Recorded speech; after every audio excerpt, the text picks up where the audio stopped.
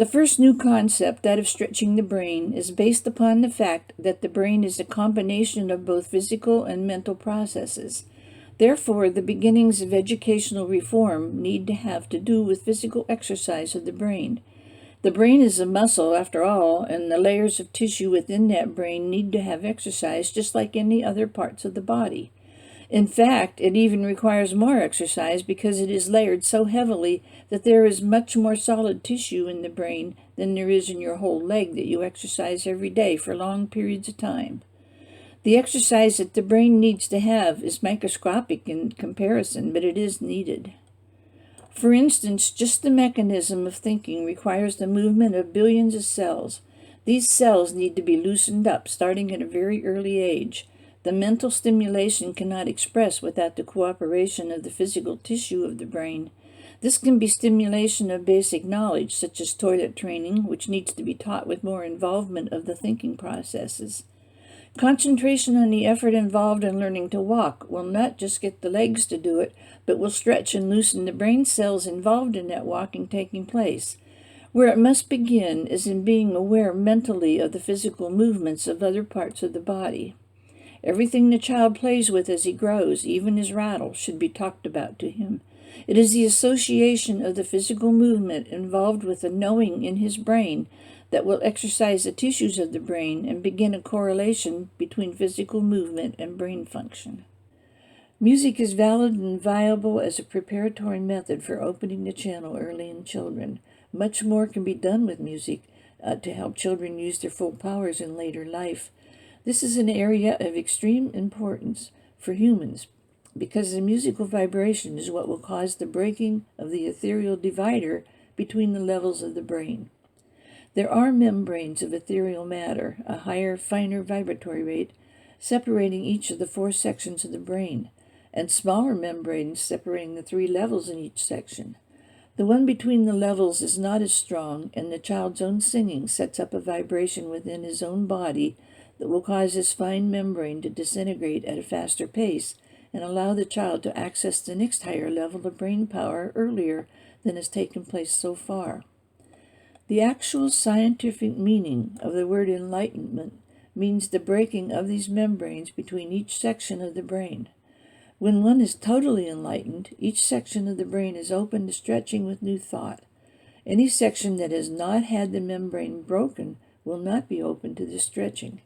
It is held in tight constriction and cannot allow any new thoughts to enter. These are the membranes that music will help open earlier in children, especially their own singing. But any musical vibration that they are exposed to constantly will have the effect of allowing them quicker access to brain power. In other words, raise their IQ, if you will. For this reason, everyone will be taught to sing as wee small babes.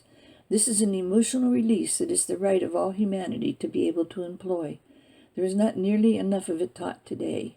Each day should begin with class singing. When done as a class, the effect would be 4 times that of each individual child singing by himself. What is needed is a music singing course for each division or age. We need to access whatever skills each age group's particular brain is capable of and stimulate it in that area. For instance, the 2-year-old child's brain is capable of big motor movements, so the whole body should be involved as much as possible in this age group. Those who are 3 years old can start separating the parts of the body. Those who are 4 years old can differentiate between right and left and use individual fingers and have a start on split brain thinking capabilities. Those who are 5 years old add the ability to focus for longer periods of time, and the 6-year-old adds the ability to access all of this at one time. 2 years old. Going by these guidelines, a course could be laid out for teaching those who are 2 years old whole body involvement as being the notes themselves. These 2-year-olds will have limited vocabulary and singing function in their voice. They are limited to do sing-song type of melodies, best with words that they can easily relate to, such as dog, cat, bed, eat, and things having to do with their physical world, their limited physical world. The 3-year-olds. Those who are 3 years old would be able to draw the notes on paper. The 3-year-old is capable of singing the different pitches of the whole scale and has a much increased vocabulary, able to relate to movements and beginnings to incorporate thoughts into word pictures. 4 years old. Those who are 4 years old would be able to understand the time values of the notes. The 4-year-old is able to sing jumps in music, to differentiate between high and low, and as far as words, is able to understand the thought behind a sentence and relate it to his life in his own way, each in their own way. 5 years old. Those who are 5 years old can play the notes on the piano. The 5-year-old can actually understand the quality of pitch in their own voice and the difference between full tones and weak tones, and the ability to sing in harmony is accessible in this age group, believe it or not. 6 years old. Those who are 6 years old can weave the notes together into a piece. The 6-year-old is still in the baby voice box mode, but is very flexible in changing keys and hearing the subtle shadings of the different keys, and is quite capable of writing his own lyrics. This age group has the physical ability to understand breath control as related to pitch and duration in their own singing. The ultimate goal of the halls of training is to prepare a child for the opening of the creative channel. If a person never opens the back of his brain, the creative channel, he will start the next life with the same old outworn concepts that he lived this one by, and will not have made any progress in this life, or perhaps just a little. Once a person opens up the back of the brain, however, progress is fast and phenomenal. His growth and evolvement will take gigantic leaps and bounds. In order for this process to take place, there needs to be many more challenges to the thinking and reasoning processes of the brain. All schooling must be based on stretching the mind. The mind will not stretch until it is full.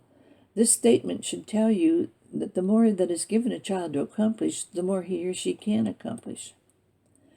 As the human progresses, he becomes more aware of a feeling of bonding with the different kingdoms at different stages of his growth. At the present time, there is no precise order that this awareness progresses through, but it is all leading to the same point, that of instinct becoming refined to intuition, which will open the channel. In the future, early schooling will focus on the ability to transmute instinct to intuition. The way to sharpen up the intuition is by interacting with other people and also with the animal and plant kingdoms.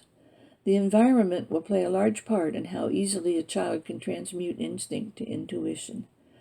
The way they are brought up and the people who influence them when they are in their formative years, those from 1 to 7, are the most important influences in their ability to ease into intuition and out of instinct.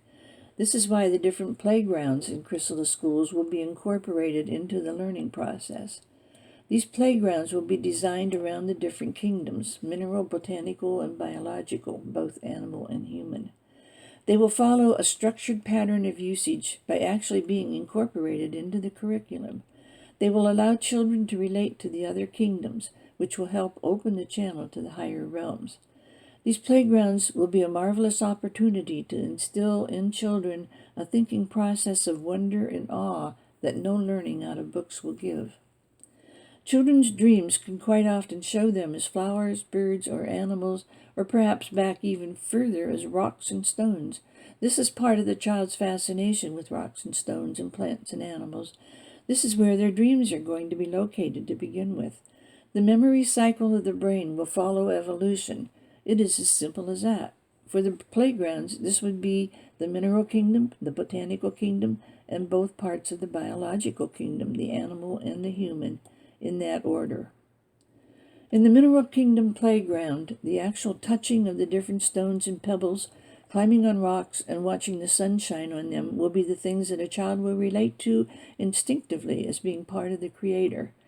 They will experiment with building dams and bridges and buildings and statues and many items out of the rocks, stones, and pebbles. They will improve in math by sitting and counting stones. The children will touch into other realities momentarily by sitting and rubbing the stones or gazing at a stone that sparkles in the sun. The different colors of the rocks will enable them to know that we can never artificially reproduce nature's colors, and will allow their minds to not be locked into the set colors that we are able to reproduce. The process of crumbling rocks and the blowing around of the grains of sand will lead the child's mind into understanding the process of change, which is what all life is about.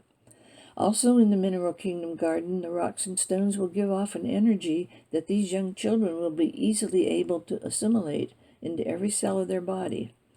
This garden will eliminate the necessity of manufactured vitamins.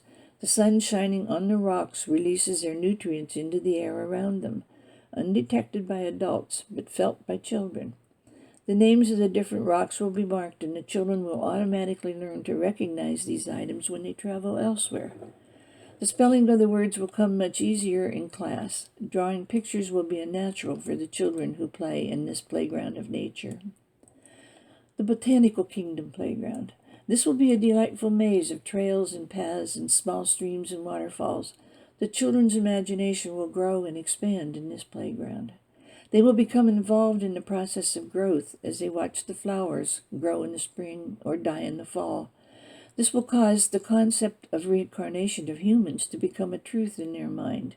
They will know that if the plants and flowers do it, then so also do humans. This will eliminate the need of having to teach reincarnation of the soul to closed minds. The mind will be open and receptive, and understanding will be easy. The green will promote a feeling of peace and ease the stress of the school day. The chlorophyll given off by the plants will promote healthy bodies and enhance thinking processes. The Biological Kingdom Playground, the Animal Division. This playground will allow the most beautiful opening of a child's mind that can be seen. They will learn of mother love and father nurturing. They will receive a beautiful sex education that will cause them to respect their bodies and be in awe of the process of change that their bodies go through. All of this will come about by watching the animals. This will be one of the most important classrooms in the schools. The animal playground will have not only a petting zoo approach, but also observation of natural habitat where the children can watch a mother feed her young. Observation classes will be scheduled for impending births. The children will help with the feeding process of many of the animals. The association with the animals and watching the interaction between species will teach behavior patterns that no textbook could ever hope to achieve. The opening of the creative channel will be much widened by those playing in this playground. The process of acting and reenacting on instinct will be transmuted to the use of the intuition by watching and playing with the animals.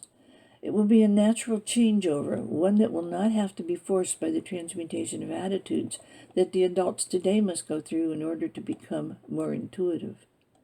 The Biological Kingdom Playground, the Human Division.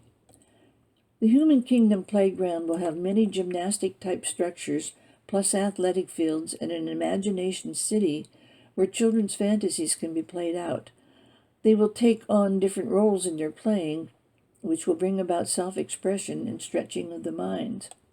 There will be many items for building to be found in this playground. They will include large blocks made out of lightweight material and colorful wheels and gears similar to Lego sets and erector sets, only on a large scale.